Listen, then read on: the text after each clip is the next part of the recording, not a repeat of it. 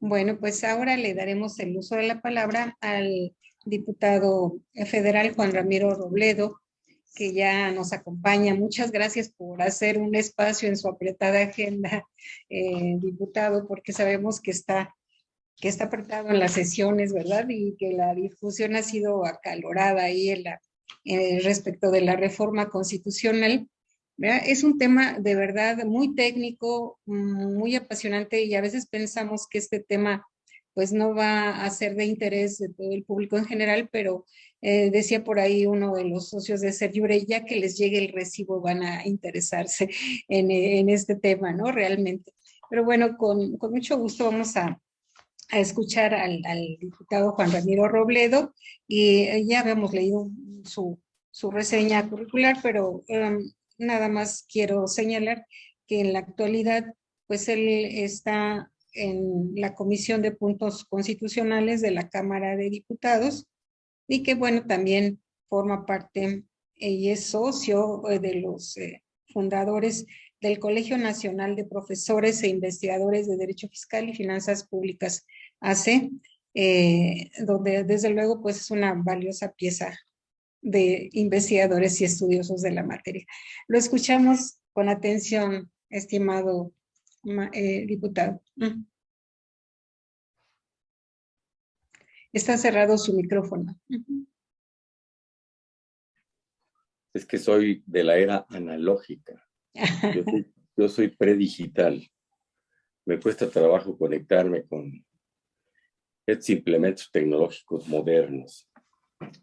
Me disculpo de antemano porque estamos en sesión ordinaria en este momento y hay 3 dictámenes más en discusión en los que yo no participo porque son de otros temas distintos a los míos, pero hay que votar acorde con lineamientos que nuestros compañeros del grupo parlamentario nos dan. Y pues como estoy fuera del salón de pleno, quizás me tenga que distraer medio minuto, 1 minuto para votar a través de un sistema de teléfono, un sistema interno que nos permite, reconociendo la cara, votar en un sentido o en otro. Espero que no se atraviese esa circunstancia en los siguientes minutos. Bueno, muchas gracias por la invitación. Aprecio el tono del expositor Sergio Pimentel. Pensé que tendría un enfoque muy de empresa privada, pero veo que el punto de vista es equilibrado, porque describió la iniciativa o como entiende la iniciativa del presidente y hace una crítica sustancial. No aparece ahí en la disposición, en la propuesta de reforma constitucional, cómo se van a implementar todos esos cambios, si es que se aprueba. Al respecto digo 2 cosas. 1, la iniciativa apenas es eso. No hay ninguna decisión en este momento.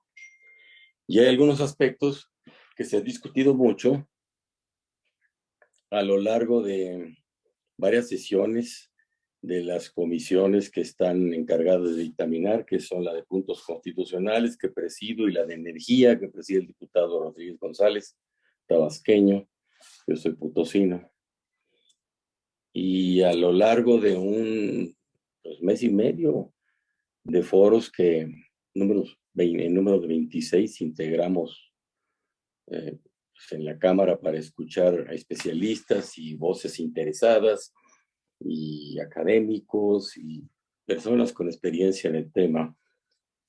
Creo que fue muy venturosa porque se recibieron propuestas muy interesantes. ¿De qué se trata? Pues eso, de modificar el esquema constitucional que se aprobó en el año 2013, que no es exactamente un acuerdo doméstico. Ahí lo instrumentó muy bien el presidente en turno, que era el señor Peña Nieto, haciendo un acuerdo con partidos políticos que le dieron la votación calificada.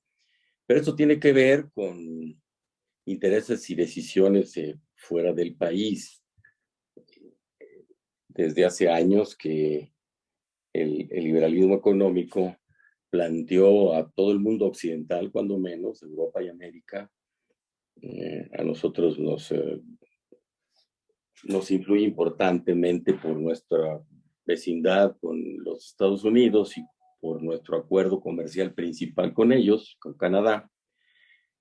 Pero la idea es que se abrieran las fronteras al mercado mundial bajo la lógica, pues es una ideología, el liberalismo, en su vertiente económico, de que el mercado abierto, en la competencia, pues al estilo de los mercados internacionales de Occidente, podría hacer funcionar pues todas las áreas del desarrollo de economía de los países del mundo. Y bueno, pues no sé qué haya pasado en otras partes. En México, esta es una de las que se instalaron, otras a partir del fines del siglo pasado. Y ha sido paulatino los cambios al grado que se han modificado, pues hasta las escuelas jurídicas que mandan los criterios del Poder Judicial en este momento. La reforma al artículo primero del año 11 y la consecuente reforma a la ley de amparo tiene que ver también con todo este esquema de modificaciones.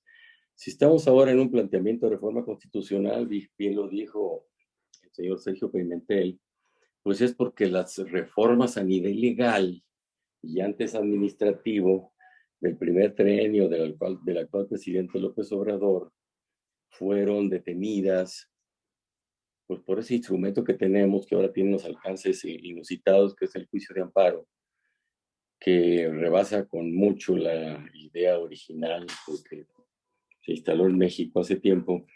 Y ahora con ese concepto de los derechos fundamentales de las personas, que incluye a las personas morales lucrativas también, pues le permite a los jueces de amparo prácticamente decirle a los otros dos poderes qué hacer. Si no se hubiera detenido la ley de la industria eléctrica, que quizás se destrabe o se defina en un sentido distinto ahora pronto en la Corte, que a través de dos controversias y una acción de inconstitucionalidad que va a permear como directriz hacia todos los juicios de amparo que están en primera y segunda instancia, en los juzgados de distrito, en los colegiados.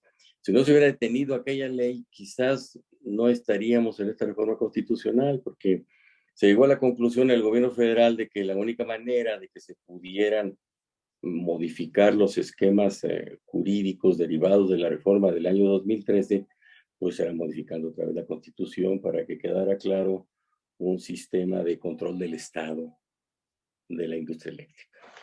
Y sí, no es exactamente un monopolio, porque la parte de la generación, que es la más importante, pues, se divide prácticamente en dos mitades. La propuesta es que una mitad menor sea para el sector privado y una mitad mayor para el Estado, a través de un órgano constitucional que sí se encargaría, es correcta esa apreciación, se encargaría de conducir todo el sistema eléctrico en todas sus etapas, como lo hace el INE en todos los procedimientos electorales, o como lo hace el Banco de México en todo lo que tiene que ver con emisión de moneda y control de la adquisición y de la inflación. Sí, sí. Son instituciones de Estado, más allá de los tres poderes. Y así se está proponiendo que sea la institución rectora de la industria eléctrica, de todo el sector eléctrico en México. Sí, ese es el planteamiento. Hay las críticas no son tanto jurídicas, porque si se reforma la Constitución, bueno, pues aunque la Constitución diga A o B, pues es la última palabra. Más bien son políticas, es un modelo político diferente al que ha prevalecido en los últimos decenios en México. Por ejemplo, el señor Peña Nieto, que ganó en el año 12, nunca anunció una reforma eléctrica. En la víspera de la votación apareció un artículo en una revista de economía de Londres, me parece, en donde empezó a hablar el candidato Peña Nieto de la reforma eléctrica, pero no lo registró en su plataforma electoral. El actual presidente lo hizo en enero del año 18 y dijo, entre otras cosas, pues, me propongo reorientar el gasto social, hacia programas que salven las condiciones tan precarias de enormes capas de la población de México. Me propongo hacer grandes obras de infraestructura que desarrollen el sur-sureste del país.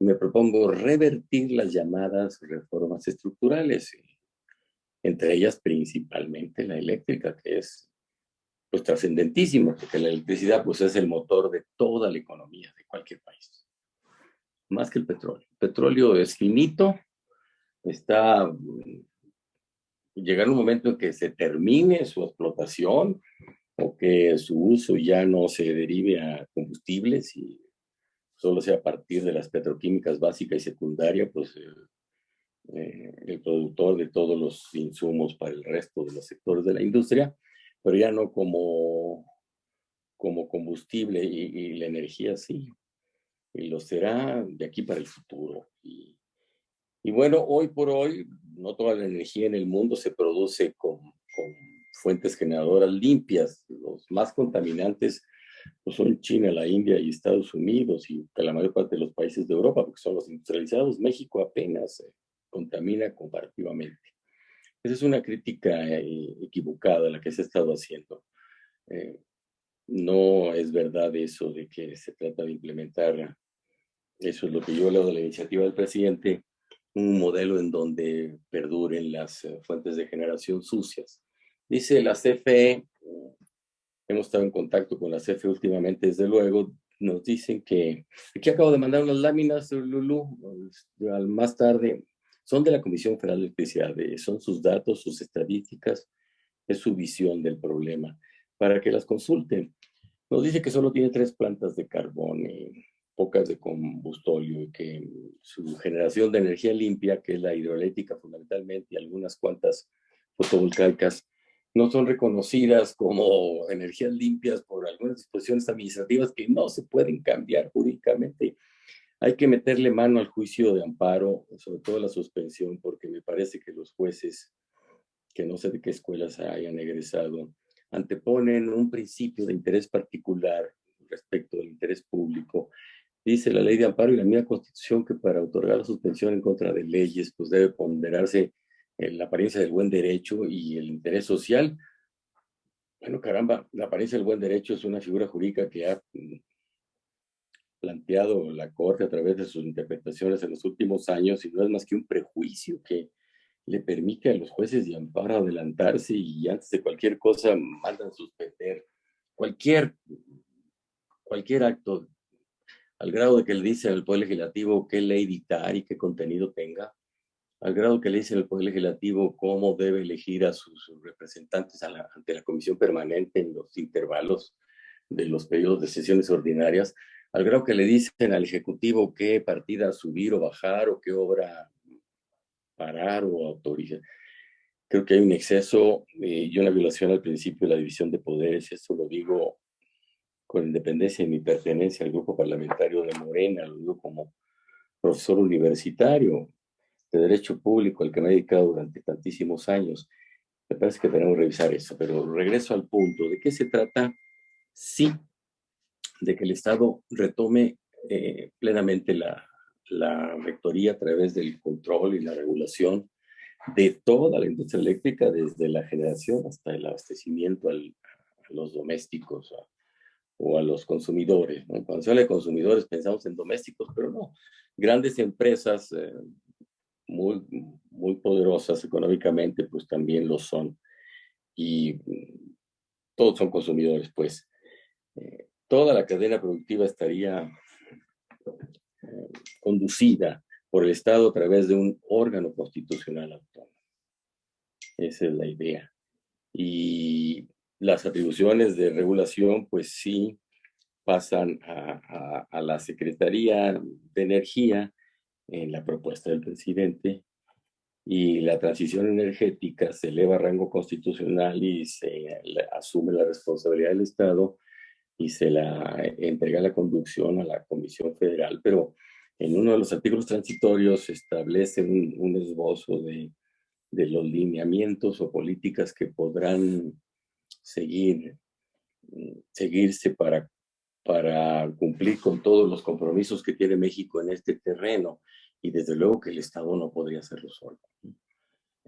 Más bien es un concierto de políticas públicas, de nuevas leyes, de programas y metas que cumplan compromisos internacionales y quizás hasta un apartado del Plan Nacional de Desarrollo de este y del que siga obligado, que se ponga plazos y términos y porcentajes de transferencia de fuentes de generación. Esas dos cosas son importantísimas. Una más es la nacionalización, es la palabra, del litio. No hay tanta discusión con el litio porque no está explorado todavía, no sabe cuánto tenemos, todavía no está tan aprovechado, no hay tecnología que diga, caramba, de aquí en adelante habrá la posibilidad de acumular la energía eléctrica a grandes escalas y acabará el problema que tienen hoy los sistemas eléctricos de los países del mundo, en donde la generación es instantánea al consumo, es algo complicadísimo. El diseño, la configuración de una red nacional eléctrica es complicadísimo. El diseño constitucional lo es menos. Lo primero da para discutir poco, lo segundo da para discutir todo lo que quieran, todo lo que queramos, porque el derecho pues es totalmente opinable y la política más todavía. Sí es una reforma que vuelve a centralizar la conducción, pero se queda con el monopolio de la transmisión y la distribución, que eso nunca lo ha perdido. Antes del año 2013, en la Constitución, pues prácticamente la Comisión Federal de Electricidad era el monopolio de todo, aunque los hechos, a partir de Salinas de Gortari, presidente que en el 92 propuso la reforma a la Ley del Servicio Público de Energía Eléctrica para permitir la incursión de los particulares en la generación, al autoabastecimiento y a la producción pequeña de energía eléctrica a condición de venderse la CFE, empezó a avanzar al grado de que, estando en la Constitución considerado como un monopolio del Estado toda la cadena productiva de electricidad, en los hechos ya no lo estaba. Al año 13 ya la CFE tenía buena parte del mercado de generación dejado en manos de los particulares. ¿Qué fue la intención del año 13 para hacer a la CFE? No, pero sí prácticamente hacerla a un lado en la etapa de generación, que es la productiva, que es la que pelean las empresas particulares, porque ahí está el gran negocio, no en la transmisión ni en la distribución. En el abasto, pues tampoco, porque vender la energía eléctrica pues, realmente no es negocio, a menos que se esté en las condiciones del mercado libre que se diseñó para las empresas privadas en el 2013 y sobre todo con sus leyes secundarias. Pero para un organismo de Estado no es negocio, porque pues primero porque los organismos, las empresas públicas no están para hacer negocio, no tienen por qué llamarse productiva una empresa del Estado. Productivas sean las empresas privadas, para eso son, eh, para ganar dinero. Pero la empresa pública no está hecha para ganar dinero, el IMSS no está hecho para ganar dinero y si recupera con sus cuotas buena parte para dar mejor servicio, que lo dé. Y si la CFE puede generar más barato y si la CFE puede ser más eficiente en transmisión y en distribución, bueno, pues que sea para dar más barata, para bajar la tarifa. Y si es necesario que invierta para llevar la línea de transmisión hasta allá arriba, en la Sierra Occidental, pues que lo haga. Y si no es costeable, pues que de todos modos lo pague. Y si tiene que subsidiar la tarifa para sectores sociales que no tengan con qué pagarla, pues también para eso es el Estado. Entonces, sí es una visión del Estado la que se le quiere dar a la más importante industria, a la precondición de toda la industria nacional. Así como les di de ejemplo el Banco de México, pues es indudable que el control de la emisión y el control de la regulación de la moneda y del poder adquisitivo de esa tiene que estar en manos del Estado, no puede concebir de otra manera. Y la impartición de la justicia también, pese a las instancias de mediación que ahora como medio que se han privatizado, hay ciertos sectores de la actividad social, humana, económica, que no pueden estar más que en manos del Estado. La transición energética, ¿cómo puede quedar en manos del mercado? ¿De verdad creen que las empresas privadas tienen interés en generar eh, electricidad limpia? Yo lo dudo, realmente su razón de ser es otra. Entonces, tiene que haber siempre el mando, el mando del Estado. Yo todavía creo en el Estado nacional. No creo que la competencia mundial sea la manera de distribuir la riqueza y el ingreso, cuando menos en nuestro país no ha sido así. Mire, les voy a dar dos ejemplos El modelo que se optó para México, aunque con etapas secuentes para que fuera paulatinamente avanzando, entregándole cada vez mayores porcentajes en la generación de energía a la empresa privada, fundamentalmente extranjeras. Las empresas autoabastecedoras y de productores independientes son extranjeras. Es igual que el que se adoptó en España, nada más que haya cometido cometido un error, no puedo juzgarlos. Allá hicieron algo más. Su empresa estatal la vendieron. Es como haber vendido la CFE. Y en Inglaterra también hicieron algo parecido. No es que Inglaterra, el Estado conservó su rectoría con la capacidad de establecerle precios topes a la última tarifa de consumo. Y en España no. Y cuando a la empresa privada le resulta necesario modificar su esquema económico porque le aumentaron lo que dicen los empresarios son los insumos, porque le subió pues el combustible, o porque le subieron los salarios, o porque le subieron los impuestos, o por las razones que sean, pues ¿qué es lo que hace la empresa privada? Pues justificar y darle plena cumplimiento a su razón de ser, simplemente lo repercute en el precio y ya. Y eso nadie se lo debe criticar. No tenemos por qué pedirle a los empresarios que absorban una parte de las utilidades para subsidiar la tarifa eléctrica. No tienen por qué hacerlo, pero el Estado sí. Bueno, pues ¿qué ha sucedido en España? Pues eso. A las empresas privadas, Iberdrola en primer lugar y otras más, una que compró lo que era la empresa estatal, pues les llegó el gas carísimo por el invierno y ahora por la guerra, y pues lo que hacen es repercutir en el precio, y bueno, los consumidores españoles están sufriendo ahora. Ojalá y pronto pase ese episodio tan fuerte. Y con los ingleses también, más que los ingleses, pues tienen un tope. Y la principal empresa inglesa, pues, ¿qué es lo que hizo? Pues dijo, no puedo dependerla de ese tope que me pone el órgano regulador del Estado inglés. Y pues, ¿qué es lo que se declaró en quiebra? Y la tomó, yo no sé con qué figura jurídica, quizás una requisa, el gobierno inglés, el gobierno británico, y bueno, pues a continuar con el servicio, como sea. Bueno, pues en la parte de generación, la idea sí fue que la empresa Comisión Federal de Electricidad, por una regla y por otra, por ejemplo, negándole los certificados de energía limpia a las hidroeléctricas por un acuerdo administrativo absurdo que no se pudo mover por los señores jueces de amparo, pues sí, en generación estaba ya muy abajo. En este momento, al entrar el año 18, la CFE tenía el 54% del mercado de generación. Fíjese lo que le estoy diciendo, el 54%. Y a la fecha, en el año 22, la CFE tiene el 38%.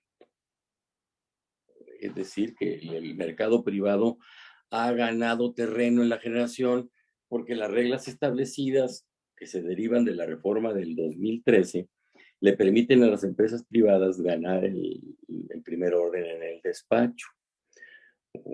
En algunos casos con reglas que no son justas. Los señores de la CFE se cansan, perdón, no se cansan de explicar cómo hay una regla impuesta pues debe ser el CENAFE, y que no se ha podido mover, la CENER, que consiste en que la orden para inyectar en primer lugar la energía a la red es en razón del costo variable de su generación, de su producción. Y el costo variable, pues, es lo que cuesta generarlo, según dicen ellos. Yo no soy economista, ni administrador, ni contador, hasta el lenguaje me cuesta trabajo usar. Y que la CFE pues tiene un costo variable más caro porque sus instalaciones son más antiguas, porque tiene una gran carga burocrática o de trabajadores, porque es toda una empresa instalada con miles y miles de trabajadores, con una nómina de todos los sábados o de todas las quincenas. Y bueno, pues le cuesta más trabajo, mucho más trabajo o más caro producirlo, pero sin embargo la CFE ya no tiene inversiones que amortizar. Y las empresas privadas sí. Y ese costo económico de la empresa privada no se toma en cuenta. Entonces, con ese, dicen los empleados de la CNE, de la CFE, con ese artilugio de un acuerdo administrativo del anterior gobierno, pues resulta que primero se despachan todos los privados y la CFE se queda relegada. Y con ese con esa, pues ese relajamiento que le han estado haciendo, la CFE ya ha venido reduciendo sus márgenes de generación. Bueno, eso es su queja. ¿Qué hay? Lo de fondo, o mejor dicho, la gran discusión está en el planteamiento que hace la iniciativa del presidente para proponer un nuevo régimen legal de contratación con los privados. ¿Y en qué consiste? En que por ministerio constitucional, de norma constitucional, declara prácticamente la nulidad. Utiliza a veces el verbo cancelar y a veces el verbo anular y a veces el verbo el verbo reconocer o desconocer. Creo que tenemos que depurar el lenguaje ahí. El caso es que los deja sin efectos. A todos los contratos y a todos los permisos, en un primer artículo transitorio sí lo dice, pero en un segundo no lo dice o dice lo contrario. Entonces hay que manipular uno con otro. Primero los cancela todos y usa ese verbo, pero luego dice que el 46% que se reconoce y se respetará para la iniciativa privada del mercado de generación de electricidad, lo componen los permisos de autoabastecimiento, los de producción independiente de electricidad, las subastas y otra fórmula de contratos equivalente en, no recuerdo en este momento cuál es la denominación que le dan, pero esos y los que no violaron o los que no están violando la ley del Servicio Público de Energía Eléctrica, ni la figura de los excedentes, dice el transitorio, ilegales, importan el 46%. Es decir, no se dice de manera explícita, pero del 62% de generación que tienen en este momento los privados en todo el mercado nacional, restando esos excedentes que el gobierno no reconoce o que no quieren reconocer. Hay una resolución de la Corte en controversia constitucional desde el año 21 y luego creo que se repitió en el 17, en donde define que esos excedentes son indebidos, que no se deben autorizar, pero los han seguido vigentes y le cuestan mucho al presupuesto de la CFE. Bueno, quitando todo lo que en la iniciativa afirma que son generaciones ilegales, al sector privado le quedará el 46%. Esa es la razón de esos números. Entonces, monopolio no lo será. Está en dos el mercado, 46-54, son dos mitades, una mayor que otra, pero 46% de la generación del mercado eléctrico mexicano es inmensa, inmensa. Es más grande que toda Argentina, que todo lo que genera y consume en electricidad de un país tan importante como Argentina, por ejemplo, que cualquier otro país de América Latina, quizás que Canadá también, que tiene altos niveles de desarrollo y altos niveles de ingreso de su población y mucha equidad en la riqueza, pero tiene, pues, hay pocos canadienses, creo que no llegan a 40 millones. Y con excepción de Brasil y Estados Unidos, es un mercado grandísimo el mexicano y seguirá creciendo. Bien, ahora, por una parte. Por otra,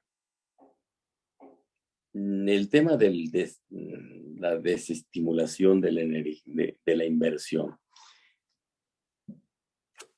Según la versión que hay del gobierno, que es la que hemos recibido en los foros, y la que viene parte de la iniciativa, no es tan preocupante eso.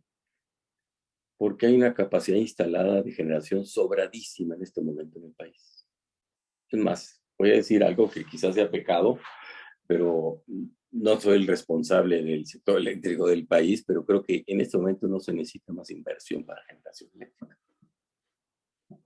México en este momento tiene un promedio de 43 o 44,000 megawatts, me parece, de consumo.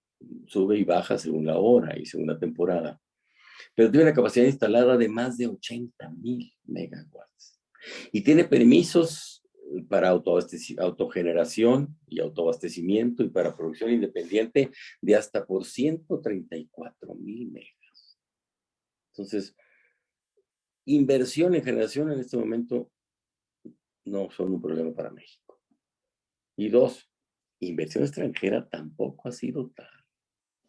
Nos encontramos con unas cifras que, si son ciertas, de veras que deben dar motivo a mucho enojo, porque la mayor parte del dinero con que las empresas extranjeras han creado o instalado en las centrales de generación, la mayor parte está en préstamos que han conseguido en la banca mexicana, en la banca de desarrollo y en la banca comercial mexicana, y hasta en fondos en donde están las AFORES. Es decir, fue el señor Salazar a uno de los foros, el que era el presidente del Consejo Coordinador Empresarial, y dijo: toda empresa privada se apalanca. Creo que esa es una palabra que usan en el lenguaje empresarial para decir que se financian con financiamientos comerciales. Bueno, pues en México Nafinsa y Banobras han estado apoyando a las empresas extranjeras para que, en el sexenio anterior, pues para que se instale en México sus centrales. Es decir, es inversión, sí es inversión, pero no es dinero que venga de fuera. Cuando menos en buena medida no es dinero que venga de fuera. Pero ese alegato no lo extiendo más porque no es el caso. Lo que digo es que deberíamos estar tranquilos porque hay mucha capacidad instalada de generación en este momento del país, en este momento. Ahora, no está decidido nada. La parte de la transición energética es la que más nos preocupa, porque debe quedar muy claro que la responsabilidad que debe ser del Estado, en mi opinión, no puede ser de otra persona, de otra instancia, tiene que convocar a la concurrencia en la que participen todos, los privados y en todas las etapas de la cadena productiva de la industria eléctrica, pero de luego con una conducción única, que se traduzca en políticas públicas, fiscales, presupuestales, de incentivos regionales, de metas, de plazos, como desde hace un momento, de absorción de tecnologías, de facilidades para importar ciertos sistemas que ayuden a la transición energética con el fin de cumplir con los compromisos internacionales de México. Bueno, pero regreso al otro punto. Me desvié, discúlpenme, el de los contratos. Sí, ahí la idea es aclarar lo que dice otro transitorio, en donde reconoce o menciona que las centrales eléctricas de los privados que estén con permisos o con contratos que no hayan violado las dos leyes, pueden seguir funcionando.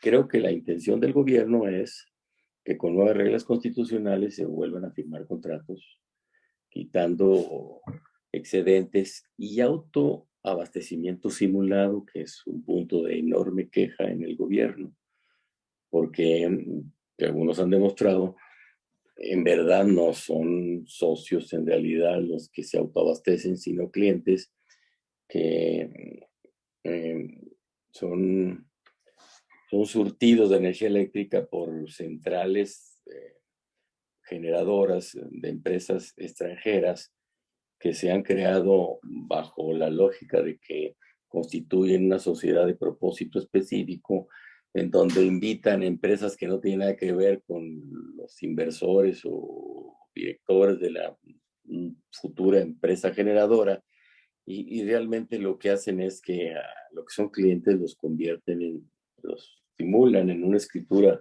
notarial como socios. ¿Y qué es lo que eso pasa? Pues que desplazan de manera inequitativa, rompiendo pues, toda regla de competencia, a las CFE. Se convierten en pequeñas y no tan pequeñas comisiones federales de electricidades que le tumban pedazos de mercado a la Comisión Federal y la dejan a medio trabajar. Entonces, ese es un planteamiento donde la CFE dice, no es posible que continúe así, a medio trabajar mis plantas porque no me las despachan, bajo el argumento de que no tengo energías limpias y tengo más energías limpias, dice que los particulares. Y en la medida en que yo les compro carísimo por esos excedentes a los que quedo obligados a pagar a los particulares, tengo que subsidiar la tarifa en la buena parte de los sectores de la población de escasos recursos.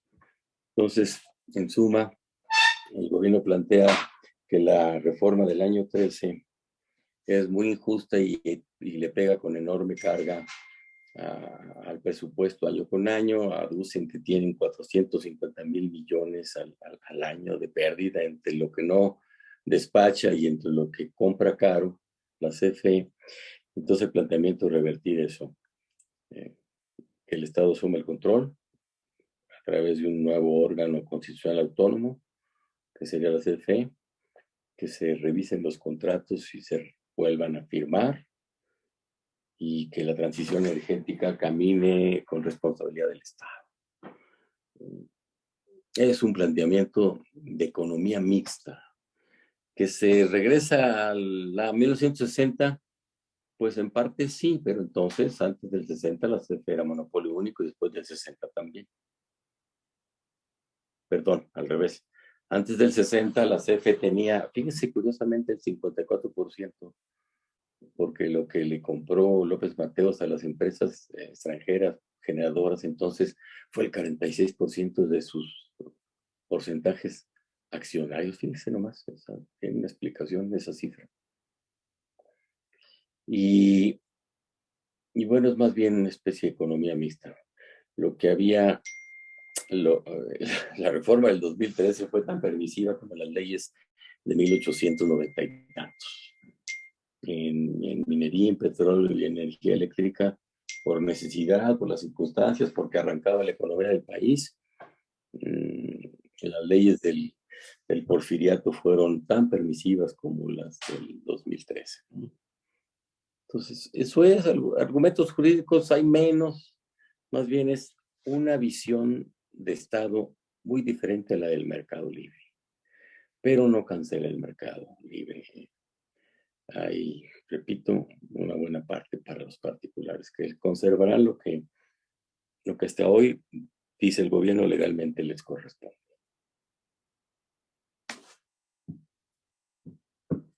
Creo que ya nos extendimos mucho, Lulu. Por ahí les mandé estas gráficas que son de la CFE para que las vean. Son sus datos. Hay unas cosas muy interesantes. Veanlas, cómo ha reducido su porcentaje en generación, lo que yo les decía a la CFE, y que en verdad no contamina como se dice. Hay una gran campaña, todos debemos reconocer, queramos o no queramos al gobierno federal actual del presidente López Obrador. Yo lo respaldo desde luego en los aspectos principales, sin duda, pero hay una gran campaña para combatir todo lo que hace. Lo del aeropuerto nuevo, que vayan a conocerlo, está bonito, bastante bonito y grande y funcional. Bueno, pues es una crítica desmedida, ¿no? Y ahora van con el Tren Maya y bueno, enseguida sigue la CFE, ¿eh? Así es que en los próximos días vamos a ver también unas críticas muy fuertes. Pero la visión de la CFE o la versión de la CFE está en esas láminas que le mandé a Lulú y que yo creo que puede poner a disposición de todos los miembros de esta organización, Serjure, se llama, ¿verdad? Sí, y del Colegio de Profesores de Derecho Fiscal, al que hace un rato que no participo. Me he desactualizado del derecho fiscal, más bien me he metido al derecho administrativo y al constitucional en los últimos años. Muchas gracias por invitarme. Muchas gracias, doctor, diputado. No soy doctor, ya le dije. Sí, diputado. Vine hace muchos años a la División de Estudios Superiores de la Facultad de Derecho, entre 71 y 73, a estudiar la especialidad y la maestría, y y por culpa de Pinochet no tuve la beca para ir a Chile y me regresé a San Luis Potosí y ya interrumpí los estudios del doctorado, pero le decía, sí tengo más horas de lectura que muchos otros doctores que tienen grado pues, en escuelas donde no exigen mucho académicamente. Bueno, de todas maneras le reconocemos su grado y sus conocimientos, que tiene razón, muchos doctores no los tienen. Bueno, muchas Le gracias dije por... horas de lectura, no le dije conocimiento. No, también, horas de lectura y Bueno, conocimientos. gracias. Bueno, pues ahora sí vamos a hacer, me voy a permitir leer los chats que nos han hecho favor de enviar los asistentes.